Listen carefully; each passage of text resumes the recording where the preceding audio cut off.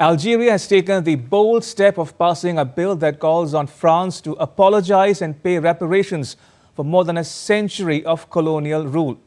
India too bears the scars of colonial rule. So, has the time come for the UK and other European countries to apologize to the global south and pay up? Aman Kumar Himanshu reports. The pursuit of historical justice and financial restitution has become a central theme in the diplomatic relations between former colonies and their previous rulers. Across the global south, many countries are pressing for formal apologies and reparations, arguing that centuries of exploitation, violence and human rights abuses under colonial rule continue to have lasting consequences. Within this broader global context, Algeria has taken a significant step. On 24th December, Algeria's lower house of parliament passed a symbolic bill calling for formal apologies and full reparations from France for crimes committed during 130 years of French colonial rule. The bill covers the period from the landing of King Charles X's army on the beaches of Sidi Fresh, which was known as Sidi Farouche under French rule, in 1830 to the date of Algeria's official independence on 5th July 1962. It imposes prison sentences for celebrating French colonialism, attacking symbols of Algerian resistance or making statements that glorify the colonial era. Regarding the law criminalizing colonization, we will demand reparations in the future for the resources that were looted and plundered from Algeria.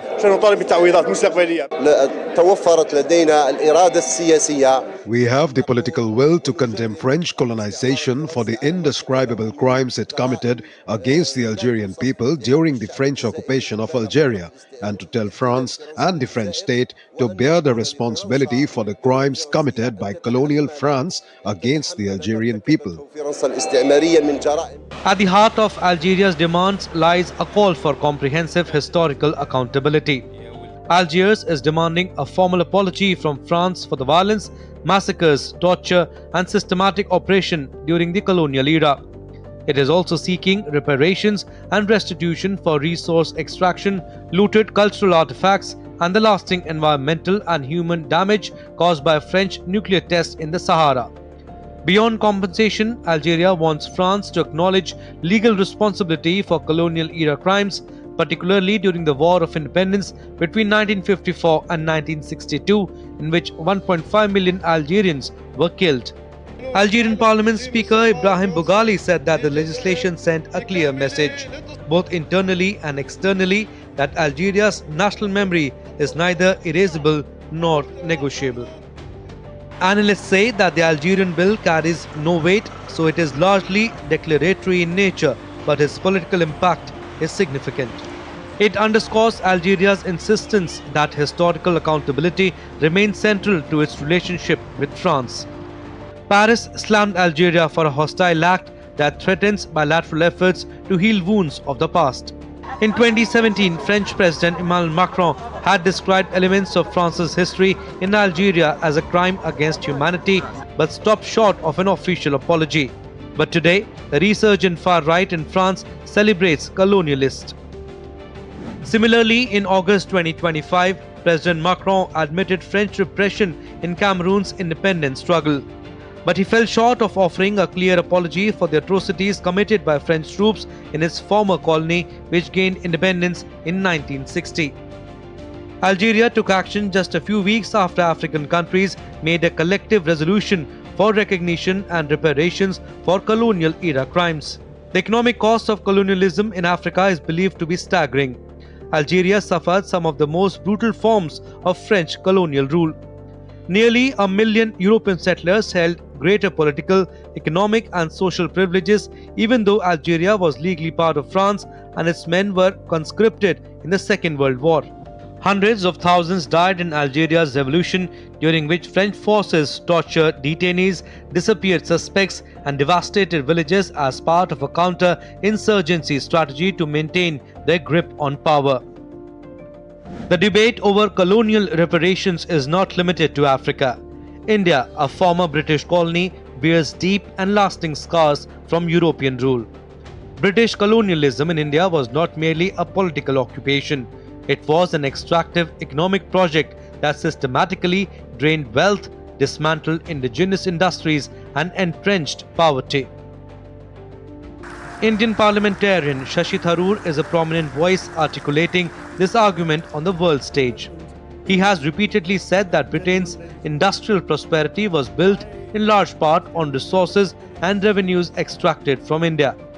In 2015, Tharoor delivered a speech at the Oxford Union Society. The Oxford Union Society is a debating society in the city of Oxford, England. The topic was, "This House believes that Britain should pay reparations to its former colonies."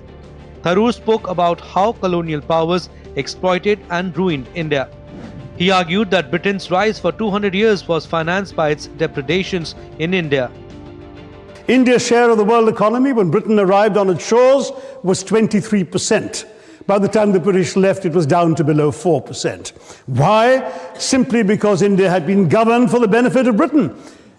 Britain's rise for 200 years was financed by its depredations in India. Tharoor said that reparations should not be seen as a means to empower anyone, but as a way for Britain to atone for the wrongs of the past. He cited several examples from history: Germany's reparations to Israel and Poland, Italy's payments to Libya, Japan's compensation to Korea, and even Britain's reparations to the Maori people of New Zealand. India's Prime Minister Narendra Modi praised Tharoor's speech. इस बार हमारे शशि जी वहाँ थे और Oxford debate में जो बोला है इन दिनों यूट्यूब पर बड़ा वायरल हुआ है, उसमें एक भारत के नागरिक की जो भाव है ना, उसकी अभिव्यक्ति की ताकत बहुत है, उसके कारण लोगों का भाव उसमें जुड़ा हुआ है. British lawmaker Bob Blackman has been calling on his government to issue a formal apology to India for the 1919 Jallianwala Bagh massacre. 2,000 Indians were killed or wounded after they were shot indiscriminately by the British under the command of General Michael O'Dwyer on 13th April 1919 while participating in a peaceful public meeting. This was one of the major incidents of India's freedom struggle. Today, the site houses the Jallianwala Bagh Memorial. A section of wall with bullet marks still visible is preserved along with the memorial well in which some people jumped to escape. An eternal flame symbolizing the tragedy and India's freedom struggle attracts many visitors daily. To date, no British Prime Minister has issued a formal apology for the Jallianwala Bagh massacre. In 2019, 3 days before India marked 100 years since the killing, the then British Prime Minister Theresa May expressed deep regret for the massacre but stopped short of apologizing for the slaughter. The issue of reparations came to the fore at the most recent Commonwealth Heads of Government meeting in Samoa.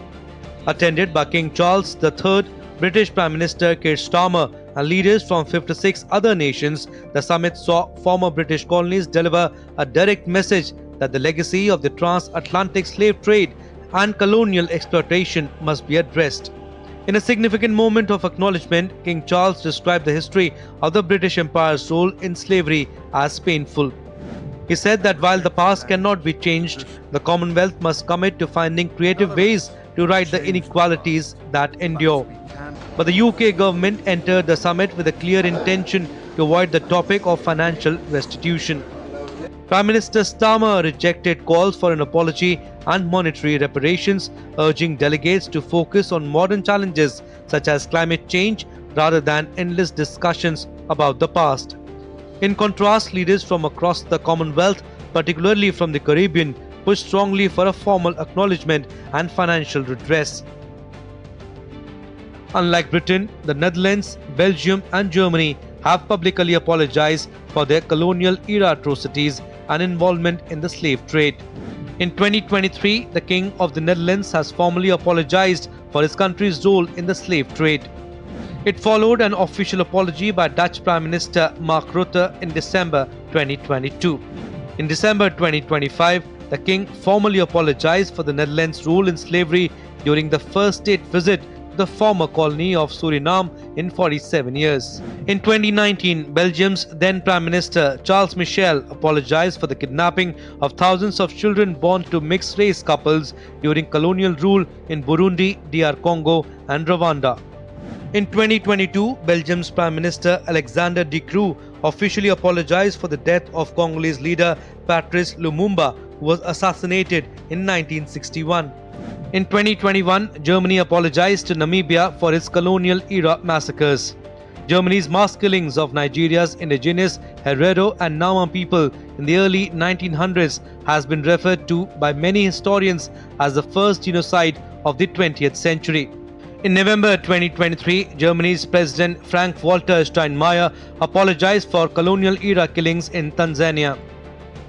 From Algeria to India, the push for reparations and restitution reflects a growing insistence that former empires must confront their past not as a symbolic gesture alone, but as a necessary step towards justice, historical accountability and lasting reconciliation.